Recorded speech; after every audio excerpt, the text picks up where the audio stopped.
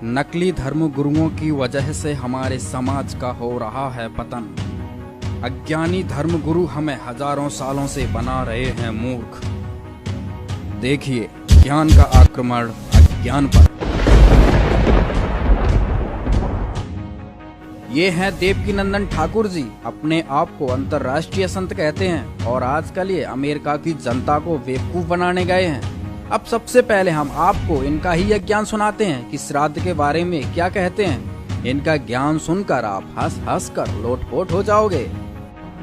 जब आप इस कौवे को कुछ भोजन कराते हो तो ये सीधा भोजन आपके पितरों को लगता है। ये सारा भोजन आपके पितरों को लगता है। अधिकांश आपने सुना होगा कि हमारे पितर हमसे रूठ गए, हमारे पितरों की वजह से हमारा काम नहीं चल रहा है। ये जो पितृ दोष है हमारे जीवन में कितना महत्वपूर्ण है। आप एक पक्षी को जानते होंगे जिस पक्षी का नाम है कौवा। कहते हैं कोयल बोलती है तो मीठी लगती है और कौवा बोलता है तो अजीब लगता है। पर इस कौवे को आप सारा मत समझिए। ये जो कौवा है ये बड़ा विचित्र है। कोई भी क्षमतावान आत्मा, जिनको हम लोग पितृ कहते हैं या कुछ भी कहते हैं, वो भी कौवे के रूप में हमारे घरों में यात्रा कर सकता है। कभी भी आ सकता है, कभी भी जा सकता है। तो इस कौवे को हमें कभी हल्के में नहीं लेना चाहिए। आपने देखा होगा भादों के जो 15-16 दिन आते हैं, जिनको हम लोग पितृपक्ष के दिन कहते हैं कि पितृपक्ष चल रहा है, उस समय जब आप इस कौवे को कुछ भोजन कराते हो तो ये सीधा भोजन आपके पितरों को लगता है।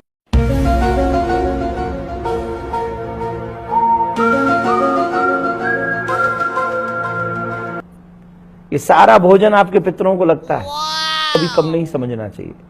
काग को भोजन कराने पर काल सर्प रोग जो दोष है वो भी समाप्त हो जाता है। और ये काग भगवान का दूत ही समझ लीजिए, हमारे पितरों के लिए एक बहुत बड़ी पहचान समझ लीजिए। इसलिए इस काग से डरने की बात नहीं है। इस काग को आप भोजन कराइए। इस काग का जितना भी हो सके ध्यान रखिए। पितृपक्ष जो दोष है, जो पितृदोष है, वो भी समाप्त होगा। अब आपको मिलाते हैं आसाराम बापू जी से। अब इनका ही अज्ञान सुन लीजिए। साल में एक बार अपन श्राद्ध कराते तो पितर तृप्त होते, तो फिर आशीर्वाद देते। तो मानना पड़ेगा कि मृतक व्यक्ति शरीर मर जाने के बाद भी रहता है। पितृलोक में रहे, स्वर्ग में रहे, अथवा किसी योनि में जाए। समझो किसी का बाप मर गया और घोड़ा हो गया, तो तुम श्राद्ध कराते हो तो उसको क्या मिलेगा? श्राद्ध करते तो जो जिस योनि में है उसको उसी प्रकार वहां संतुष्टि पुष्टि मिलती है। तो श्राद्ध करना चाहिए। श्राद्ध करने में कोई भूल गलती हो तो मंगलमय जीवन मृत्यु पुस्तक है, श्राद्ध महिमा पुस्तक में कैसे श्राद्ध करना चाहिए वो लिखा हुआ है। तो वो किताब स्टॉल से मिलती है। और दूसरा कुछ भी नहीं, तो जिस दिन किसी का श्राद्ध है तो अपने हाथ ऊपर करके बगल दिखा दिया सूर्य नारायण को। सुना, मरने के बाद लोग पितृ बन जाते हैं। जब पितृ ही बनना था तो आप भक्ति क्या माया लूटने के लिए करवा रहे थे। और ये हैं पुरी शंकराचार्य निश्चलानंद सरस्वती जी। शरीर छूट गया, नाती बेटे पोते संबंध संकल्प मंत्र विधि सामग्री, इन सब के मेल से फिर सामग्री पहुंचती है मरी हुई जीवात्मा के पास या मरे हुए जीव के पास।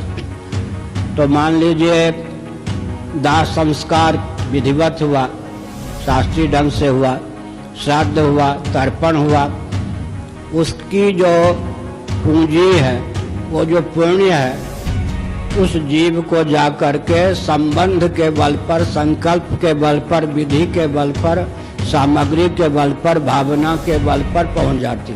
जिस शरीर में जीव रहता है उस शरीर का जो आहार है वह बन करके वो सामग्री उसके पास एक्सचेंज पद्धति के अनुसार पहुंच जाती। मरने के बाद अगर कोई प्रेत बन गया पूर्वज, प्रेत का आहार, और शेर बन गया तो शेर का आहार। दूसरी बात यह है कि उसके नाम गंगा में अस्थि, त्रिवेणी में अस्थि विसर्जित कर दी। उस पुण्य के प्रभाव से फिर उसके भाव राज्य में परिवर्तन होगा। तो आपने देखा किस तरह से ये हमारी भोली जनता को बेवकूफ बनाते आ रहे हैं। अब जानिए श्राद्ध की क्या है वास्तविक सच्चाई संत रामपाल जी महाराज जी के द्वारा। आज आपको थोड़ा सा विवरण देंगे कि ये श्राद्ध क्यों निकाले जा रहे हैं। हमारे जो धर्मगुरु थे ये अज्ञानी थे, एक नंबर के। इनको ना अपने सिलेबस का पता था, अपने टेक्स्ट की बुक्स का पता नहीं। पुराण, श्रीमद् भगवद गीता और वेद ये हमारे आध्यात्मिक सिलेबस है।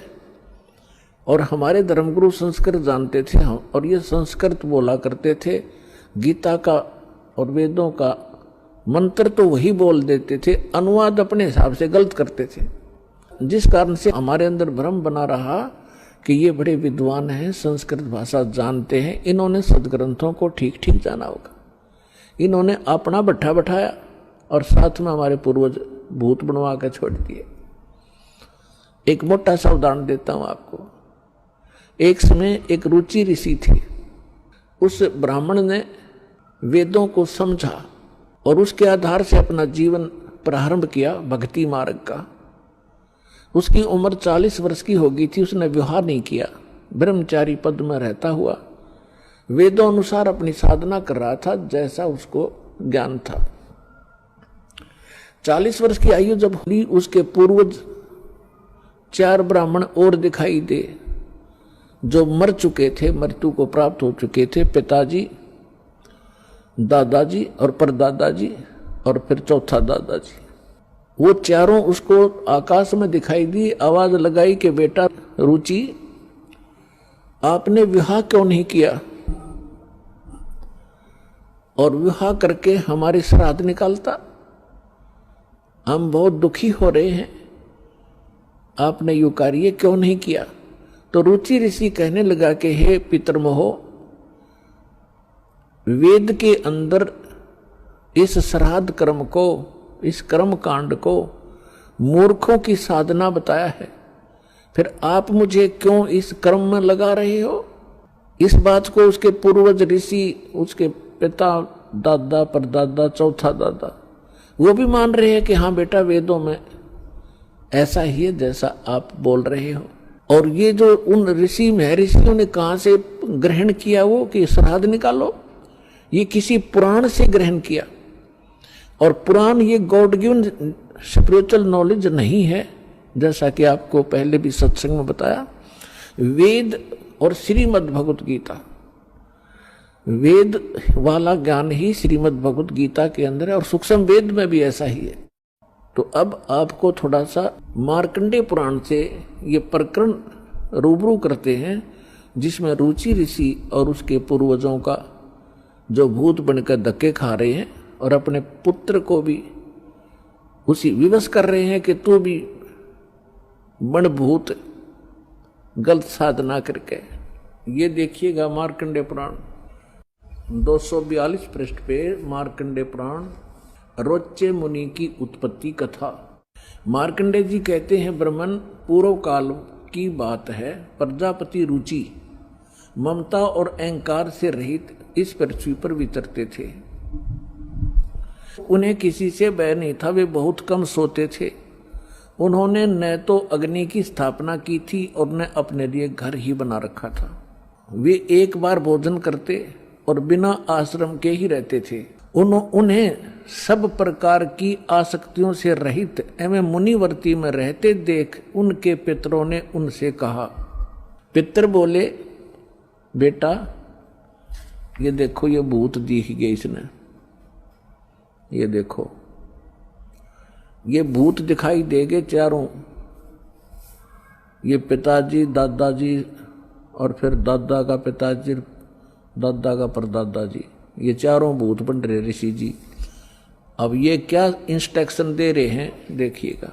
पितर बोले, बेटा विवाह स्वर्ग और अपवर्ग का हेतु होने के कारण एक पुण्य में कार्य है, उसे तुमने क्यों नहीं किया? गृहस्थ पुरुष समस्त देवताओं, पितरों, ऋषियों और अतिथियों की पूजा करके पुण्य में लोगों को प्राप्त करता है।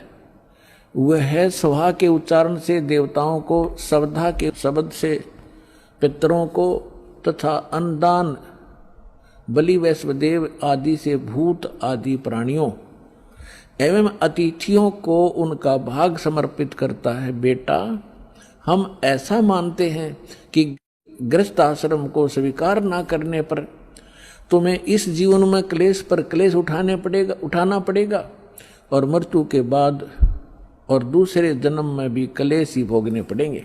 अब रुचि ऋषि कहता, पितृगण परिग्रह मात्र ही अत्यंत दुख एवं पाप का कारण होता है। अब हम ज्यादा ना पढ़कर आपको अपने काम की बात पढ़ावांगे। पितृ बोले, बेटा जितेंद्रिय होकर आत्मा का प्रक्षालन करना उचित ही है।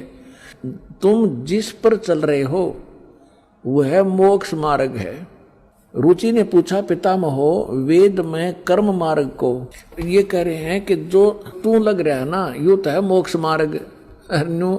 अब इसके पूर्वज कह रहे हैं कि जो तू लग रहा है वो मोक्ष मार्ग है और हम बताओ वो नरक मार्ग में आ जा, तू मोक्ष मार्ग न छोड़ दे।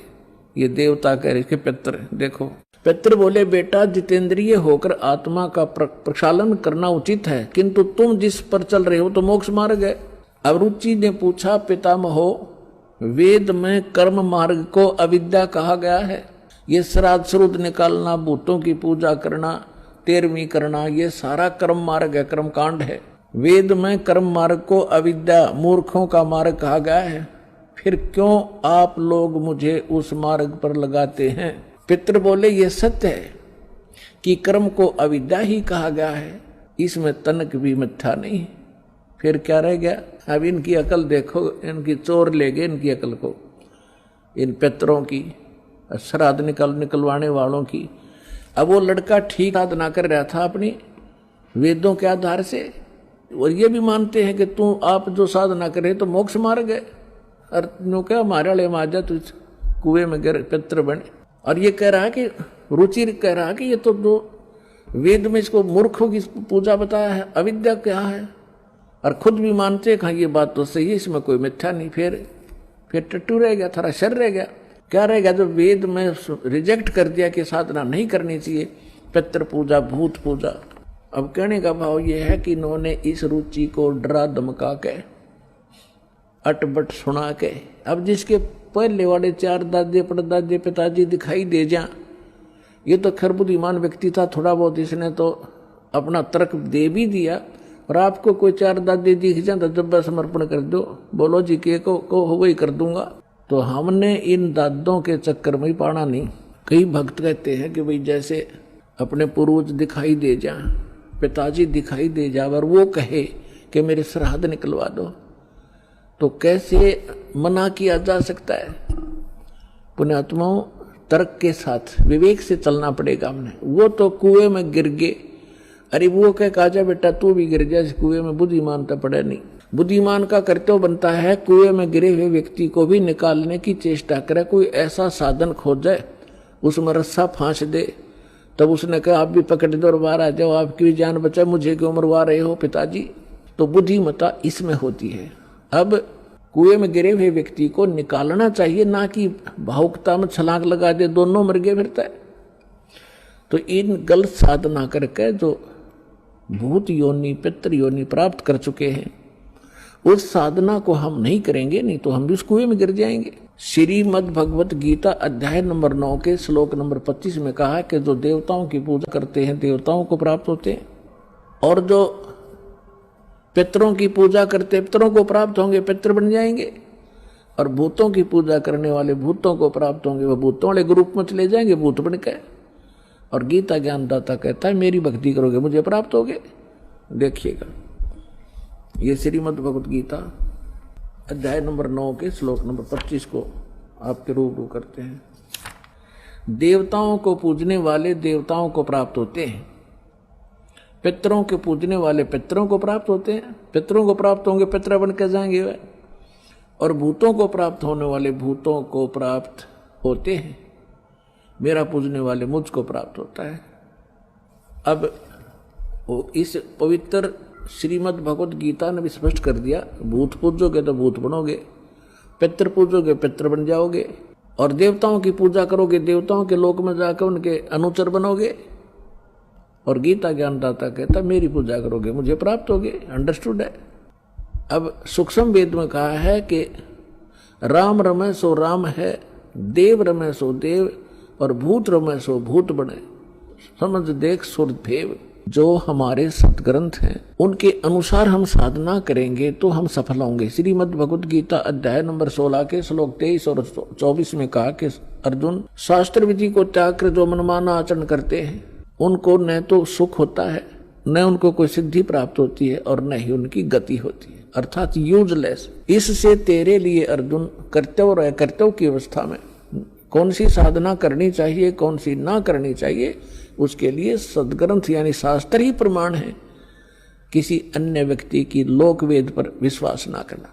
ये है श्री विष्णु पुराण, ये तृतीय अंश और अध्याय नंबर 15 चल रहा, 16 के आगे शुरू होता, हम 15 पढ़ेंगे। हे राजन, श्राद्ध करने वाले पुरुष से विश्व देवगण, पितृगण, पितामह और कुटुंबजन सभी संतुष्ट रहते हैं। जो श्राद्ध करते हैं उनसे देवगण, पितृगण, पितामह, कुटुंबीजन सभी संतुष्ट रहते हैं। आगे क्या कहा कि हे भूपाल, पितृगण का आधार चंद्रमा है और चंद्रमा का आधार योग है, इसलिए श्राद्ध में योगी जन को नियुक्त करना अति उत्तम है। हे राजन, यदि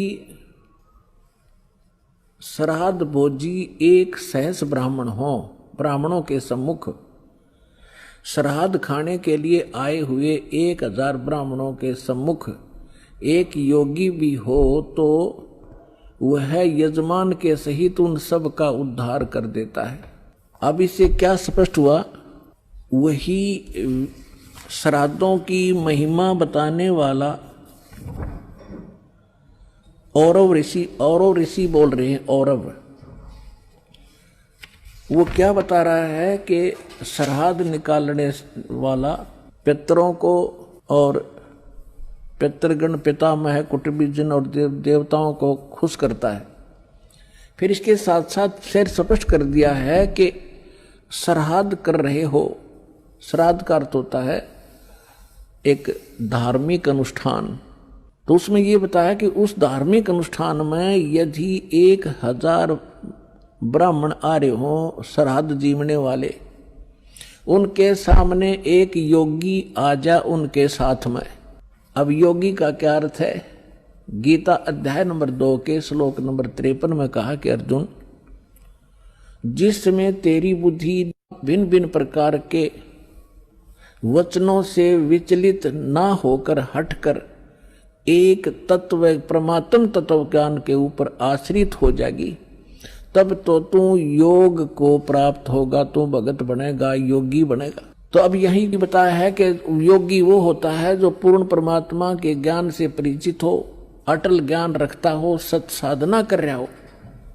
उसको भोजन कराने से कहते हैं उन पितरों का भी उद्धार हो जा, 1000 ब्राह्मणों का उद्धार हो जा जो पेट भरते फिर रहे हैं, जिनको ज्ञान कति नहीं, और यजमान का भी उद्धार हो। तो पुण्यात्माओं, दास ने आपको सबसे पहले योगी बनाया है। और यहां पर जो साधना होती है 10वें दिन श्राद्ध होने लग रहे, यहाँ पर 10वें दिन समागम होते हैं। और जो भी दान पुण्य आप करते हो ये सब योगी खाते हैं, और इनके खाने से तो आपके पितरों का भी उद्धार होगा जो यहाँ दान कर रहे हैं। ये तो पुराण भी बता रही है और परमात्मा भी यही बता रहे हैं कि भक्ति बीज होवे जो हंसा, तारू तास के कोत्र वंशा। एक साधे सब सधे, सब साधे सब जावे, माली सिंचे मूल को फिर फले फूले ए गाय। योगी वो नहीं है जो पेट का पानी हला के दिखा दे, ऊपर न पैर कर ले नीचे न स्वर, वो योगी नहीं है। वो तो एक प्राकृतिक चिकित्सक है वो व्यक्ति, वो संत नहीं है। योग का अर्थ होता है परमात्मा से मिलने का, योग करने का तरीका। योगी माने भक्त साधक। तो अब आपको क्या सिद्ध हुआ कि हमारे सदग्रंथ वेद हैं, वेद अनुसार साधना करने से हमें हमारी शास्त्र अनुकूल साधना बनती है। और वेद और गीता दोनों एक ही हैं। और परमेश्वर ने जो ज्ञान दिया वो आपको सुबह सुना ही दिया था। रे भोली सी दुनिया सतगुरु बिन कैसे सरिया, रे भोली सी दुनिया। और परमेश्वर ने जो ज्ञान दिया वो आपको सुबह सुना ही दिया था। रे भोली सी दुनिया सतगुरु बिन कैसे सरिया, रे भोली सी दुनिया सतगुरु बिन कैसे सरिया। अपने लला के बाल उतरवावे देके चीना लग जइया, एक बकरी का बच्चा लेके उसका गला कटैया, रे भोली सी दुनिया सतगुरु बिन कैसे सरिया। फिर काचा पाका भोजन बना के और माता धोकने गईया, और उस माता ऊपर कुत्ता मुत्ता ओ क्यों ना मर गईया, रे भोली सी दुनिया सतगुरु बिन कैसे सरिया। जीवित बाप गे लट्ठम लट्ठा, जीवित बाप गे लट्ठम लट्ठा, और मुए गंग पुचैया। जब आवे आसोज का महीना फिर कौआ बाप बनैया, रे भोली सी दुनिया सतगुरु बिन कैसे सरिया। और उन्हीं से प्राप्त ज्ञान को गरीबदास साहब जी कहते हैं कि प्रेत सला पर जा विराजे पितरों पिंड भराई, और बहुर श्राद्ध खान को आए फिर काग भय कलमाई। नर से तीतु पशुआ की जय गद्दा बैल बनाई, ये 56 भोग कहा मन बोरे कि तो कुर्डी चढ़े जाई। फिर क्या बताते हैं, जय सतगुरु की संगत करते ये सकल कर्म कट जाई, अमरपुरी पर आसन होते जहां धूप ना छाई।